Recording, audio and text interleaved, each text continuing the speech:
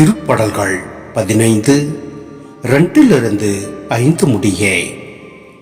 மாசற்றவராய் நடப்போரே, இன்னோர் நேரியவற்றை செய்வர். உளமாற உண்மை பேசுபவர் தம் நாவினால் புறங்கூறார். தம் தோழருக்கு தீங்கிழையார். தம் அடுத்தவரை பழித்துரையார். நெறி தவறி நடப்போரை இழிவாக கருதுவர்.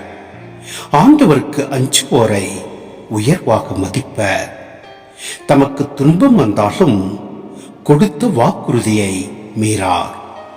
தம் பணத்தை வட்டிக்கு கொடார். மாசற்றவருக்கு எதிராக கையூட்டு பெறார். இவ்வாறு நடப்போர் என்றும் நிலைத்திருப்பர்.